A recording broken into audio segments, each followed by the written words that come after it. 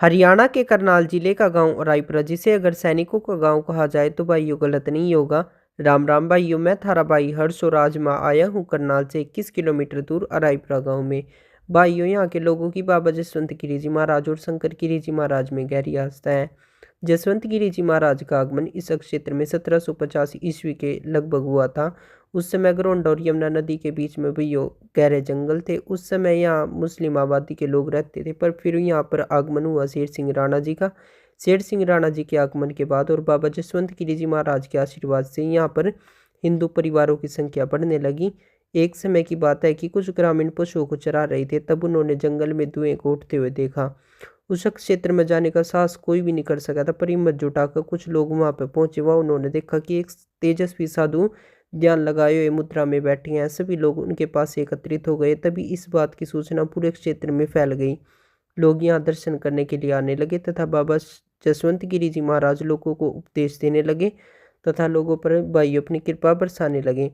इसी तरह भाइयों, बाबा शंकर गिरी जी महाराज नेपाल के एक संपन्न परिवार में जन्मे छोटी रियासत के राजा के पुत्र थे, परंतु उन्होंने मोह माया की बजाय धर्म तथा ईश्वर में ध्यान लगाया।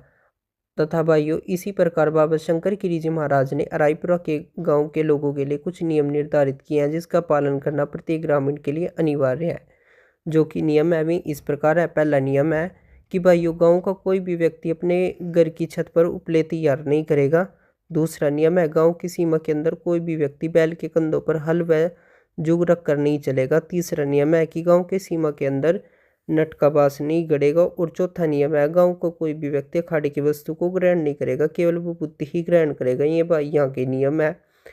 इसी के साथ ही भाइयों, रायपुरा के लोगों की बाबा शंकर गिरी जी महाराज और जसवंत गिरी जी महाराज में गहरी आस्था है। इन्हीं के आशीर्वाद से हर वर्ष गांव के बहुत से बच्चे फौज में लगते हैं, जो कि देश की सेवा करने का कार्य कर रहे हैं। तथा इसी तरह बहुत से बच्चों को बाबा के आशीर्वाद से वीजा लगता है। पूरा मंदिर के पास में ही बहुत सुंदर गोगा मैडी है, जहाँ पर श्रद्धालु दूर दूर से दर्शन करने के लिए आते हैं। भाइयों, गोगा जी महाराज को कठिन रोग और सर्पदंश से रक्षा करने वाले देवता के रूप में पूजा जाता है। भादों के महीने में यहाँ मेले तथा विशाल भंडारे का आयोजन होता है।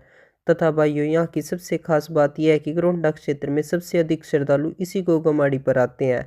भादों के माह में आसपास के सभी गांवों के लोग एक परिवार की तरह गोगा जी की पूजा करते हैं तथा दूध फल आदि का प्रसाद चढ़ाकर भक्त अपने घरों में गोगा जी से अन्न धन दूध पूत में बरकत करने के लिए बाबा का आशीर्वाद लेते हैं। छोटे बच्चे हो, माता या बुजुर्ग, सब एक ही स्वर में कहें कि जय हो गोगा जी महाराज। और मन्नत पूरी होने पर भक्त लोग यहाँ पर प्रसाद और छड़ी चढ़ाते हैं। और अगर आप भी अपने गांव का व्लॉग बनवाना चाहते हैं तो मेरा चैनल सब्सक्राइब करके कमेंट बॉक्स में अपने गांव का नाम लिख दे। जय श्री राम।